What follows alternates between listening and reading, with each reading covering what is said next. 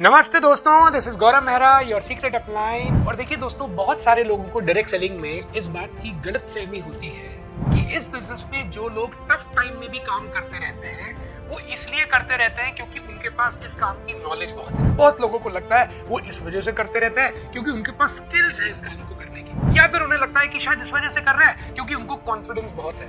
और जितनी भी ट्रेनिंग्स, जितनी भी मोटिवेशन है, वो इन तीन चीजों के इर्द गिर्द ही घूमती रहती है। लेकिन यकीन मानिए, मैंने बहुत से लोगों को देखा है जिनमें नॉलेज की कोई कमी नहीं थी, जिनको स्किल्स भी आती है इस बिजनेस को करने की, और जिनके कॉन्फिडेंस और जज्बे में भी कोई कमी नहीं थी एक समय के ऊपर, लेकिन उसके बावजूद भी वो इस बिजनेस से बाहर हो गए। क्योंकि इस बिजनेस में टिके रहने के लिए जो सबसे इंपॉर्टेंट चीज है उसे कहते हैं उम्मीद। हो जी हाँ, जिसकी उम्मीद बची हुई है वो इस बिजनेस में बचा हुआ है। जिसकी उम्मीद खत्म हो गई, वो कितने ही सीनियर लेवल पे क्यों ना हो या कितना भी समय उसको इस काम में क्यों ना हो गया हो, वो ये आगे काम नहीं कर पाता। तो अब उम्मीद कैसी जागते रहे, उसका सिर्फ एक तरीका है, उसको बोलते हैं लिस्ट। जी हाँ, जिस व्यक्ति की लिस्ट अभी तक है और लिस्ट में नाम है, उसकी उम्मीद अभी भी जिंदा है। जिसके लिस्ट के नाम खत्म हो गए, आप जितना मर्जी कॉन्फिडेंस के टीके लगाते रहे, जितना मर्जी एजुकेशन नॉलेज देते रहे, अगर एक बार कॉन्फिडेंस के बाद होप खत्म हुई तो फिर उस व्यक्ति को इस काम में